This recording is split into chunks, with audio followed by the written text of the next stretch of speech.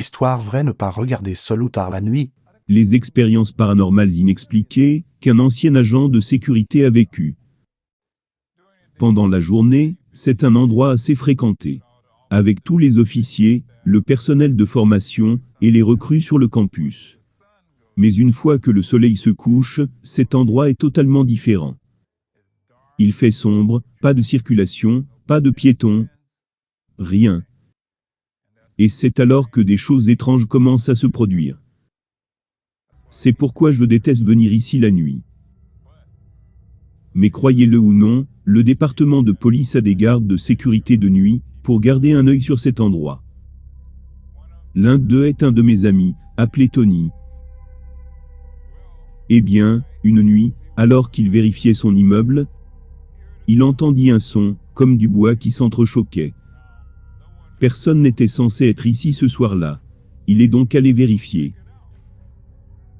Alors qu'il passait devant le bâtiment canin, il pouvait entendre les chiens devenir fous, et les chiens courir, aboyer, donner des coups de pied dans les plats de nourriture. Il savait donc qu'il n'était pas le seul à pouvoir l'entendre.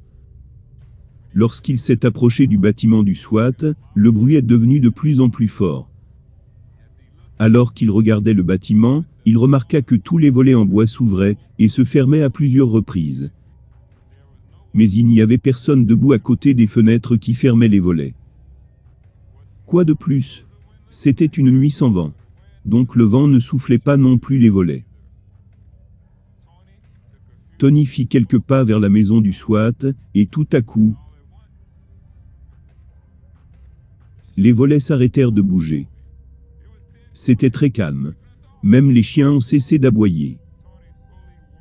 Tony se dirigea lentement vers la maison du SWAT, jeta un coup d'œil par la fenêtre et dit « Quelqu'un ici ?»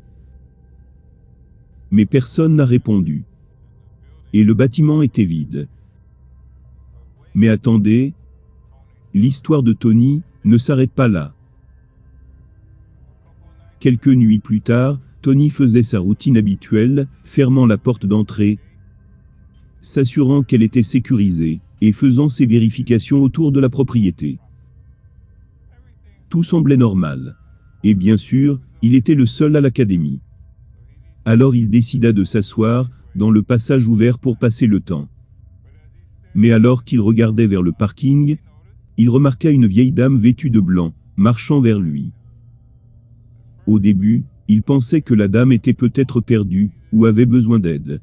Alors Tony lui fit un signe de la main, pour attirer son attention. Mais elle ne répondit pas, et continua à marcher vers lui.